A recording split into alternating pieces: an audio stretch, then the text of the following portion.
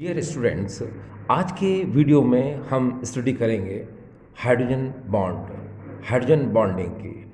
Dear students, organic chemistry, physical chemistry, inorganic chemistry, तो इन chemistry में हाइड्रोजन बॉन्ड का बहुत बड़ा रोल होता है।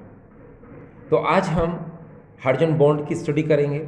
हाइड्रोजन बॉन्ड को हम पढ़ेंगे, उसके टाइप्स को पढ़ेंगे, उसकी कंडीशन पढ़ेंगे और उनके टाइप्स को भी एक्सप्लेन करेंगे। उससे पहले हम ये कुछ क्वेश्चन ले लेते हैं जो हाइड्रोजन बॉन्ड पर डिपेंड है। ठीक है, देखिए ये फर्स्ट क्वेश्चन है आपके सामने। H2O is liquid but H2S is gas, why? H2O द्रव है लेकिन H2S गैस क्यों? इस क्वेश्चन को इस तरह भी पूछा जा सकता है, H2O has higher boiling point than H2S, why? H2S की तुलना में H2O का क्वथनांक अधिक होता है। तो इसका आंसर डियर है हाइड्रोजन बॉन्ड, यानी कि H2O में हाइड्रोजन बॉन्ड होता है, इसलिए वो लिक्विड होता है और उसका बॉइलिंग पॉइंट क्या होता है? ज़्यादा होता है। इसी तरह से अगर हम नेक्स्ट क्वेश्चन को देखें, यहाँ पर सेकंड क्वेश्चन हमारे सामने है, PH3 has lower boiling point than NH3, why? PH3 की तुलना में NH3 का क्वथनांक अधिक होता है, क्यों? फिर से वही हाइड्रोजन बॉन्ड, NH3 में हाइड्रोजन बॉन्ड होता है, इसीलिए वो लिक्विड स्टेट में होती है और उसका बॉइलिंग पॉइंट क्या होता है? ज़्यादा। NH का क्वथनांक क्या होता है? ज़्यादा। इसी तरह से हम नेक्स्ट क्वेश्चन को देखें, HF is liquid at normal temperature और room temperature but HCl is gas, why? तो इसका आंसर बताने से पहले थोड़ा हिंदी बता दूं। साधारण तापमान पर HF हाइड्रोजन फ्लोराइड द्रव है जबकि HCl गैस, क्यों? तो इसका आंसर भी वही है डियर स्टूडेंट्स, हाइड्रोजन फ्लोराइड में हाइड्रोजन बॉन्ड होता है, इसलिए वो लिक्विड स्टेट में होता है और उसका बॉइलिंग पॉइंट ज़्यादा होता है। किससे? हाइड्रोजन क्लोराइड से। जबकि हाइड्रोजन क्लोराइड नॉर्मल टेम्परेचर या रूम टेम्परेचर पर क्या होती है? गैस होती है, उसमें हाइड्रोजन बॉन्डिंग नहीं होती।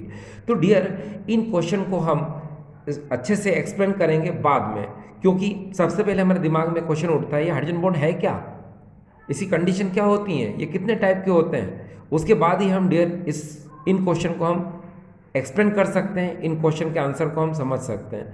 अगर हम डायरेक्ट पढ़ेंगे तो ऐसा लगता है जैसे शायद हम रट रहे हैं। ठीक है डियर, तो हम शुरुआत करते हैं हाइड्रोजन बॉन्ड। तो देखिए सबसे पहले हम शुरू करेंगे यहाँ पर हाइड्रोजन बॉन्ड। देखिए डियर स्टूडेंट्स, हम बात करते हैं हाइड्रोजन बॉन्ड की। अब आपके दिमाग में क्वेश्चन उठता है ये हाइड्रोजन बॉन्ड यानी हाइड्रोजन बंध क्या होता है। तो देखिए सबसे पहले हम आपको बता दें कि हाइड्रोजन जब भी मोर इलेक्ट्रोनेगेटिव एटम यानी कि अधिक ऋणात्मक तत्व से जुड़ा हुआ होता है तो वह हाइड्रोजन बॉन्ड ज़रूर बनाता है। लेकिन ये हाइड्रोजन बॉन्ड होता क्या है, तो इसको हम लोग समझते हैं। देखिए डियर स्टूडेंट्स, सबसे पहले हम एक एग्जांपल लेते हैं। यहाँ देखिए ये HF, ये एक मॉलिक्यूल है। फिर हमने यहाँ पर HF को फिर से लिया और फिर अगेन हमने HF को यहाँ पर फिर से लिया। आप जानते हैं ये जो हाइड्रोजन फ्लोराइड है इसके बीच में जो बॉन्ड है ये कोवलेंट बॉन्ड है, सहसंयोजक बंध है। आपको पता है कि यहाँ पर फ्लोरीन मोर इलेक्ट्रोनेगेटिव एटम होता है, तो ये क्या करता है, ये H और F के बीच में जो शेयर्ड पे इलेक्ट्रॉन है, जो साझे के इलेक्ट्रॉन युग्म है, इनको अपनी तरफ क्या करता है? अट्रैक्ट करता है। ये देखिए इस तरह से। तो जब ये इस तरह से क्या करेगा? अट्रैक्ट करेगा, तो अब देखिए क्या होगा। अब इस HF पर पॉजिटिव एंड नेगेटिव यानी कि partially positive and negative charge आ जाएंगे, क्योंकि आपने देखा इस F ने इस शेयर्ड पे इलेक्ट्रॉन को अपनी तरफ मूव किया, तो इस पर आ जाएगा डेल्टा नेगेटिव चार्ज, और इससे शेयर्ड पे इलेक्ट्रॉन दूर हो गया तो इसको बोलेंगे हम डेल्टा पॉजिटिव चार्ज। तो इस तरह से ये जो मॉलिक्यूल है ये पोलर हो गया यानी ध्रुवीय हो गया। अब इस F पर आप देखते हैं डेल्टा नेगेटिव चार्ज आ चुका है और H पर डेल्टा पॉजिटिव चार्ज आ चुका है। इसी तरह से यहाँ पर भी हम कर देते हैं, ये पार्शियली नेगेटिव और partially positive charge, partially positive charge and partially ये नेगेटिव चार्ज। अब डियर स्टूडेंट एक बात पर जरा गौर करिएगा, आप इस H को ध्यान से देखिएगा। हम जानते हैं कि ये H इस F के साथ यहाँ पर ये कोवलेंट बॉन्ड से लिंक है यानी सहसंयोजक बंध द्वारा संलग्न है। लेकिन ये H अब इस मॉलिक्यूल के जो मोर इलेक्ट्रोनेगेटिव एटम यानी कि अधिक ऋणविद्युतीय तत्व F के साथ डैश डैश डैश डैश करके एक नया बॉन्ड बनाता है। इस बॉन्ड को ही हम हाइड्रोजन बॉन्ड बोलते हैं।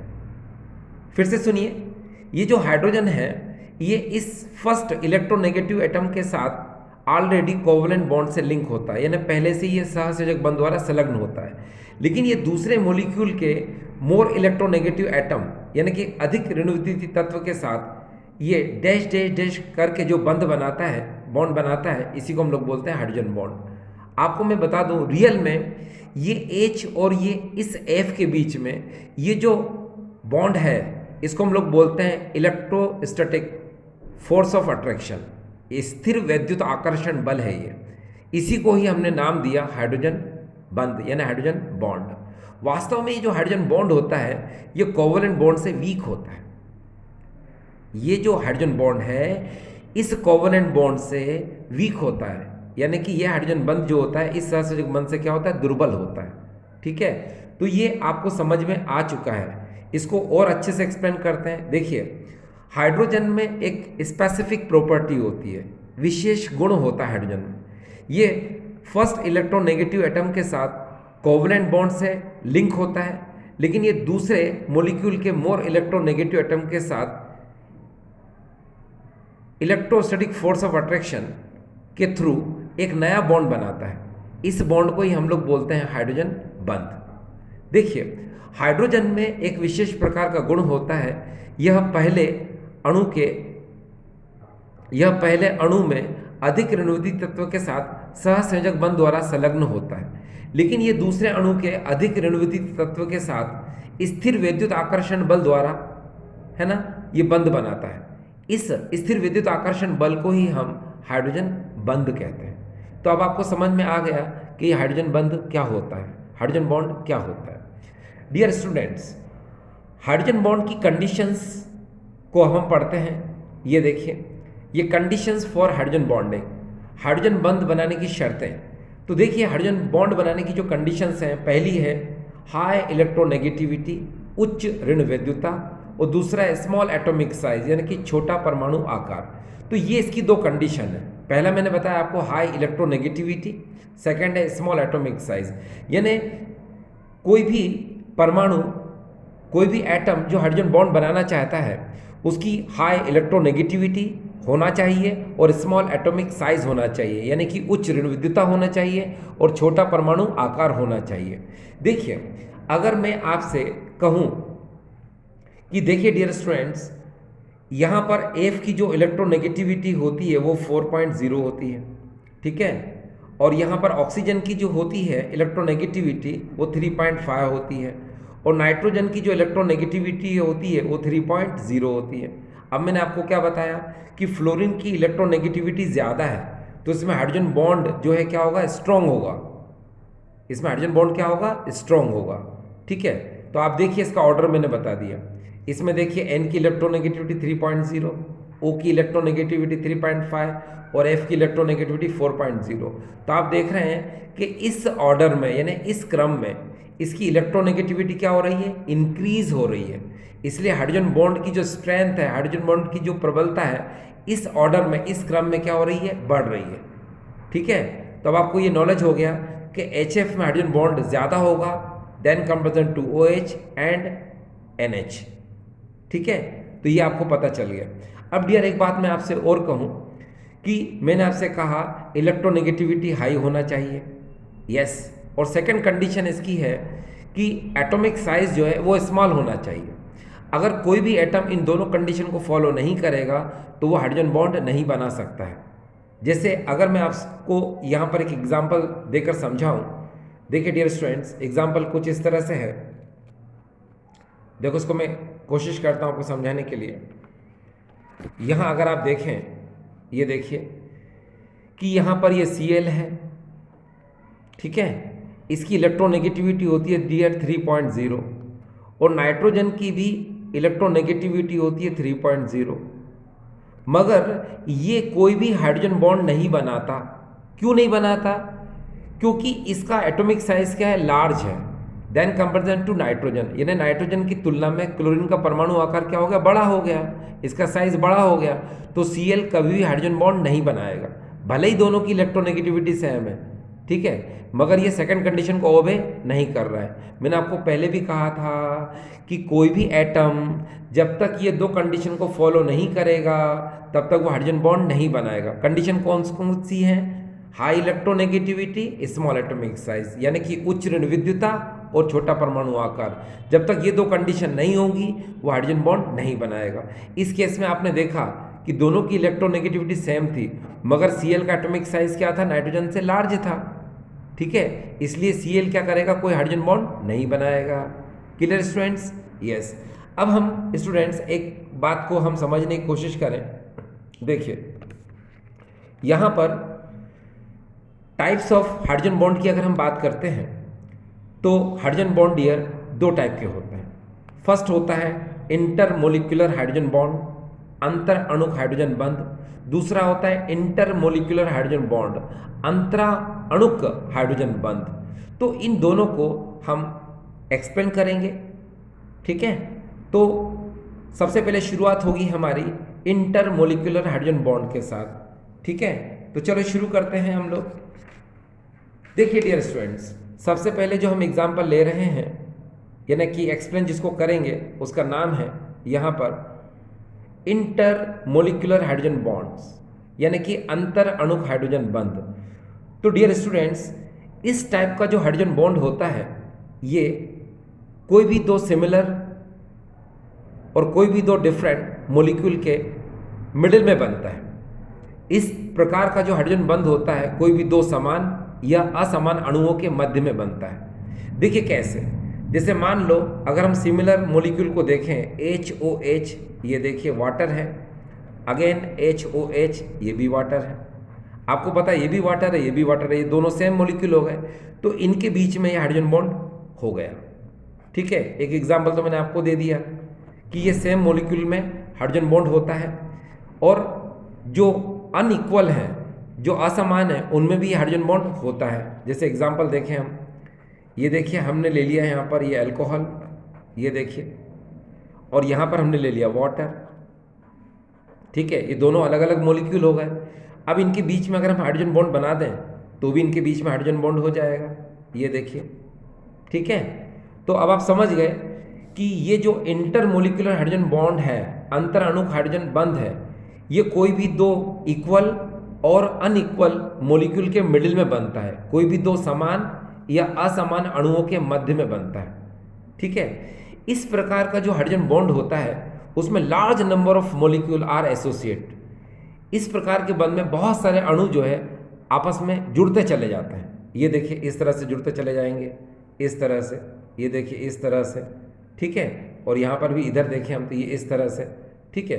तो क्या होगा, लार्ज नंबर ऑफ मॉलिक्यूल इसमें क्या होते हैं, एसोसिएट हो जाते हैं। तो इस टाइप का जो इंटरमोलिकुलर हाइड्रोजन बॉन्ड होता है, ठीक है, उसको अगर हम चाहें तो ऐसे भी शो कर सकते हैं। ये देखिए H2O करके हम N लगा सकते हैं। N का मतलब होता है एसोसिएशन, ठीक है, यानी large number of molecule are associate each other by the hydrogen bond. इसमें कई प्रकार के, इसमें बहुत सारे हाइड्रोजन, बहुत सारे अणु जो है हाइड्रोजन बंध द्वारा संलग्न रहते हैं, इसलिए हम इसको संयोजित रूप में लिखते हैं, यानी कि N ब्रैकेट लगा के हम N लगा देते हैं, ठीक डियर स्टूडेंट्स। यस।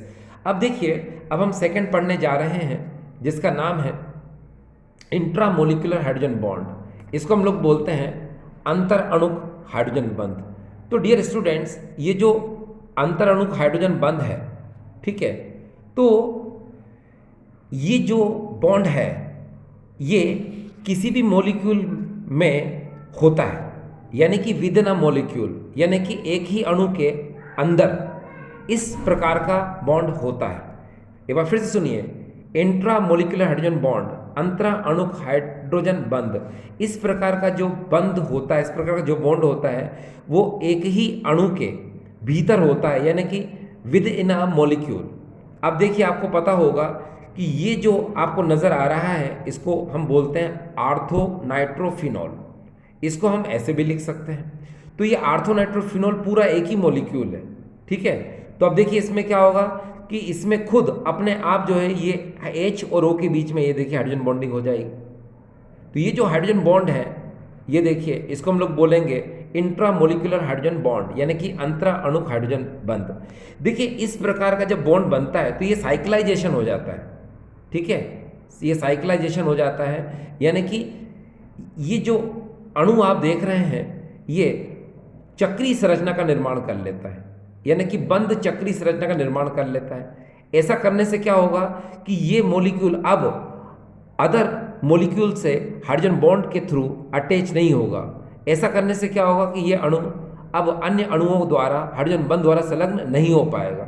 इसीलिए याद रखिए डियर स्टूडेंट्स, एक बहुत इंपॉर्टेंट बात है क्या कि मान लो किसी मॉलिक्यूल में एक इंट्रामोलिकुलर हाइड्रोजन बॉन्ड है सपोज, और दूसरे मॉलिक्यूल में अगर मान लो इंटरमोलिकुलर हाइड्रोजन बॉन्ड है, तो आप हमेशा ध्यान रखना कि जिस मॉलिक्यूल में इंटरमोलिकुलर हाइड्रोजन बॉन्ड होगा, यानी कि अंतराणुक हाइड्रोजन बंध होगा, उसका बॉइलिंग पॉइंट ज़्यादा होगा, उसका मेल्टिंग पॉइंट ज़्यादा होगा, उसकी विस्कोसिटी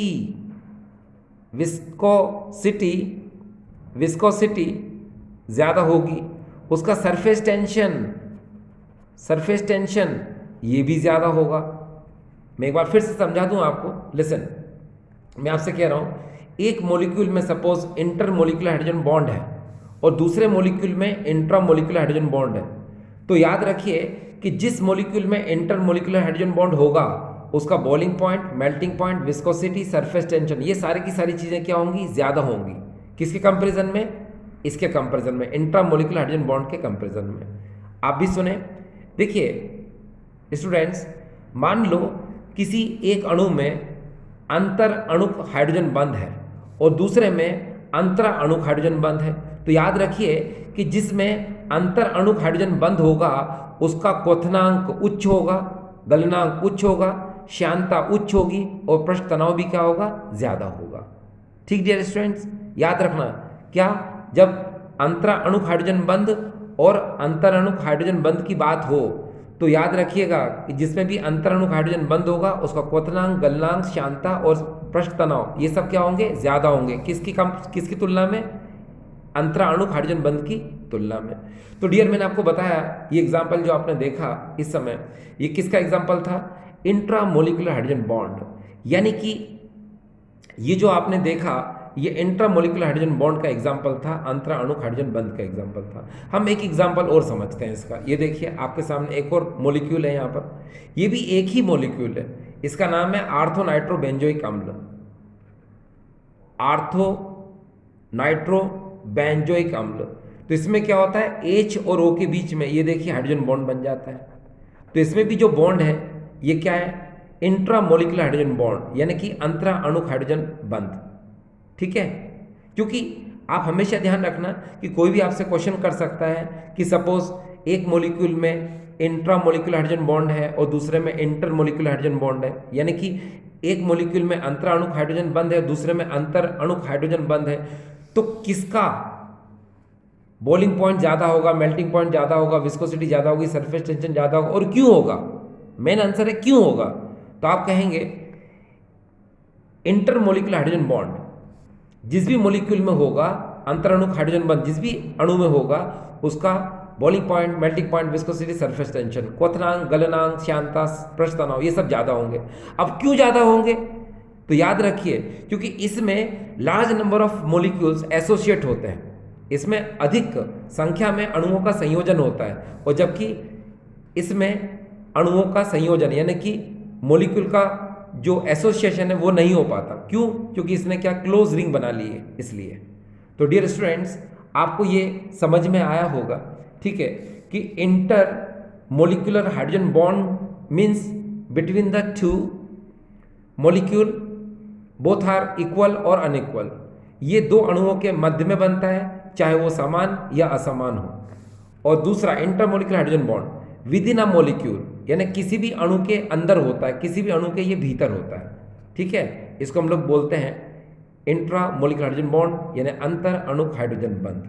अब डियर स्टूडेंट्स, जिन क्वेश्चन को हमने लिया था उन क्वेश्चन को अब हम एक्सप्लेन कर सकते हैं तो आपको बहुत अच्छे से समझ में आएगा। चलिए शुरुआत करते हैं, जहाँ से हमने वीडियो की शुरुआत की थी उन क्वेश्चन से। उन क्वेश्चन को अब हम फिर से लाते हैं ताकि आपको समझ में आ सके। ठीक, चलिए ये शुरुआत करते हैं हम लोग यहाँ से। देखो पहला क्वेश्चन है आपके सामने, देखिए H2O is liquid but H2S is gas, why? तो पहले मैं आपको कुछ कंडीशन बता दूं। देखो डियर स्टूडेंट्स, एक बात हमेशा ध्यान रखना कि कोई भी मॉलिक्यूल अगर लिक्विड है तो उसका बॉइलिंग पॉइंट क्या होगा, ज़्यादा होगा। और वो लिक्विड क्यों होता है, क्योंकि उसमें हाइड्रोजन बॉन्ड होता है। तो एक बार फिर से सुनिए, कोई भी मॉलिक्यूल और कंपाउंड जिसमें हाइड्रोजन बॉन्ड है वो लिक्विड होगा, उसका बॉइलिंग पॉइंट क्या होगा, ज़्यादा होगा। कोई भी अणु जिसमें हाइड्रोजन बंद है वो द्रव अवस्था में होगा और उसका क्वथनांक क्या होगा, ज़्यादा होगा। इसको आपको दिमाग में रखना है। चलिए शुरू करते हैं हम लोग कहानी। क्वेश्चन हमारे सामने है, H2O is liquid but H2S gas, why? H2O द्रव है लेकिन H2S गैस क्यों? फिर इसी क्वेश्चन को ऐसे भी दिया जा सकता है, H2O has higher boiling point than H2S, why? H2S की तुलना में H2O का क्वथनांक अधिक होता है, क्यों? तो डियर मैंने आपको बताया कि हमारे पास यहाँ पर दो एटम है, एक सल्फर है और एक ऑक्सीजन है। तो आपको पता है कि ऑक्सीजन की इलेक्ट्रोनेगेटिविटी, ऋण विद्युता ज़्यादा होती है और एटॉमिक साइज इसका स्मॉल है, परमाणु आकार छोटा है। तो इसीलिए इसमें हाइड्रोजन बॉन्ड होगा और इसमें हाइड्रोजन बॉन्ड नहीं होगा, बस। तो चलो इसको शो करके दिखा देते हैं। ये देखिए HOH, ये हाइड्रोजन बॉन्ड, HOH, ये हाइड्रोजन बॉन्ड, HOH, ये हाइड्रोजन बॉन्ड। अब इसको शो कर दीजिए आप, हाइड्रोजन बॉन्ड और यहाँ पर ये हाइड्रोजन बॉन्ड, ये शो कर दिया आपने, ठीक है। अब डियर स्टूडेंट्स, शो करने के बाद आप इसको लिखेंगे कैसे, तो मैं बता दूं आपको इसकी शुरुआत कैसे होगी। आप लिखेंगे ऐसे, H2O में जो ऑक्सीजन एटम होता है उसका स्मॉल एटॉमिक साइज होता है और उसकी इलेक्ट्रोनेगेटिविटी ज़्यादा होती है, इसलिए H2O में इस तरह से हाइड्रोजन बॉन्डिंग होती है। और ये जो हाइड्रोजन बॉन्डिंग है ये इंटरमोलिकुलर हाइड्रोजन बॉन्डिंग होती है। इंटरमोलिकुलर हाइड्रोजन बॉन्डिंग होने की वजह से इसके मॉलिक्यूल एसोसिएट हो जाते हैं, मीन्स क्लोजर टू क्लोजर, जिसकी वजह से ये लिक्विड स्टेट में होता है और इसका बॉइलिंग पॉइंट क्या होता है, ज़्यादा होता है। On the other hand H2S में सल्फर की इलेक्ट्रोनेगेटिविटी कम होती है, एटॉमिक साइज लार्ज होता है, इसलिए उसमें किसी भी तरह की कोई हाइड्रोजन बॉन्डिंग प्रेजेंट नहीं होती है, इसलिए वो गैस स्टेट में रहता है, बॉइलिंग पॉइंट उसका कम होता है, ठीक है। हिंदी में सुने, देखिए आप कहेंगे H2O में जो ऑक्सीजन परमाणु होता है उसका परमाणु आकार छोटा होता है, ऋण विद्युता उच्च होती है, इसलिए जल में निम्न प्रकार से हाइड्रोजन बंध बनता है। यह जो हाइड्रोजन बंध होता है ये अंतर अणुक हाइड्रोजन बंध होता है। अंतर अणुक हाइड्रोजन बंध के कारण इसके अणु सगुणित हो जाते हैं, अर्थात संयोजित हो जाते हैं, जिसकी वजह से इसके अणु बहुत पास पास आ जाते हैं। पास पास आने की वजह से ये द्रव अवस्था में होता है और इसका क्वथनांक बढ़ जाता है। जबकि दूसरी ओर H2S में सल्फर का एटॉमिक साइज यानी परमाणु आकार बड़ा होता है, ऋण विद्युता कम होती है और उसमें किसी भी प्रकार का कोई हाइड्रोजन बंध नहीं पाया जाता, इसलिए वो गैस अवस्था में होता है और उसका क्वथनांक कम होता है। ठीक डियर स्टूडेंट्स, अब हम आगे चलते हैं नेक्स्ट क्वेश्चन की तरफ। देखिए नेक्स्ट क्वेश्चन है, PH3 has lower boiling point than NH3, why? PH3 की तुलना में NH3 का क्वथनांक अधिक होता है, क्यों? तो फिर से वही बात आ गई। देखिए डियर यहाँ पर N है और यहाँ पर P है, तो आप क्या बोलेंगे, N का एटॉमिक साइज स्मॉल है और हाई इसकी इलेक्ट्रोनेगेटिविटी है, तो ये हाइड्रोजन बॉन्ड बनाएगा और ये हाइड्रोजन बॉन्ड नहीं बनाएगा। जब ये हाइड्रोजन बॉन्ड बनाएगा तो ये लिक्विड स्टेट में होगा, बॉइलिंग पॉइंट इसका क्या होगा, ज़्यादा होगा। क्लियर? चलिए देखिए कैसे इसके हाइड्रोजन बॉन्ड को शो करना पड़ेगा आपको। तो कैसे शो करते हैं, H N H H dash H N H H dash H N H H, फिर यहाँ लिख दीजिए आप hydrogen bond and once again hydrogen bond. ठीक है, आपको पता है कौन सा हाइड्रोजन बॉन्ड है, ये इंटरमोलिकुलर हाइड्रोजन बॉन्ड है। तो चलो इसको जल्दी जल्दी कैसे बोलेंगे आप, तो सुनिए। आप कहेंगे NH3 में जो नाइट्रोजन एटम होता है उसका स्मॉल एटॉमिक साइज होता है, उसकी हाई इलेक्ट्रोनेगेटिविटी होती है, इसलिए NH3 में इस तरह से इंटरमोलिकुलर हाइड्रोजन बॉन्डिंग होती है। इंटरमोलिकुलर हाइड्रोजन बॉन्डिंग की वजह से इसके molecule closer to closer and associate each other, जिसकी वजह से क्या होता है, ये NH3 लिक्विड स्टेट में होता है, उसका बॉइलिंग पॉइंट ज़्यादा होता है। On the other hand PH3 में जो P होता है उसका एटॉमिक साइज लार्ज होता है, इलेक्ट्रोनेगेटिविटी उसकी कम होती है, इसलिए उसमें किसी भी तरह से कोई हाइड्रोजन बॉन्डिंग नहीं होती है, इसलिए PH3 गैस होता है और इसका बॉइलिंग पॉइंट लो होता है। ठीक डियर स्टूडेंट, चलिए हिंदी में सुने। देखिए प्रश्न आपको पता है PH3 की तुलना में NH3 क्वथनांक अधिक होता है, क्यों? तो सीधा सा आंसर है, देखिए नाइट्रोजन को देखिए और पी को देखिए। नाइट्रोजन की ऋण विद्युतता ज़्यादा होती है, परमाणु आकार क्या होता है इसका, छोटा होता है। तो बस अब शुरू हो जाए, हम कैसे, हम बोलेंगे अमोनिया में जो नाइट्रोजन परमाणु होता है उसका परमाणु आकार छोटा होता है, ऋण विद्युतता उच्च होती है, इसलिए NH3 में निम्न प्रकार से अंतर अणुक हाइड्रोजन बंध पाया जाता है, जिसकी कारण इसके अणु संयोजित हो जाते हैं, सगुणित हो जाते हैं, काफ़ी पास पास आ जाते हैं, जिसकी वजह से ये द्रवित अवस्था में होता है, द्रव अवस्था में होता है और इसका क्वथनांक बढ़ जाता है। जबकि दूसरी ओर PH3 में जो P होता है उसका परमाणु आकार बड़ा होता है, ऋण विद्युतता कम होती है, इसलिए उसमें किसी भी प्रकार का कोई हाइड्रोजन बंध नहीं पाया जाता, इसलिए वह गैस अवस्था में होता है और उसका क्वथनांक कम होता है। चलिए नेक्स्ट क्वेश्चन, आखिरी क्वेश्चन डियर हमारा।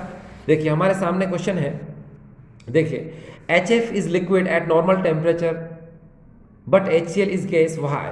साधारण तापमान पर HF द्रव है जबकि HCl गैस, क्यों?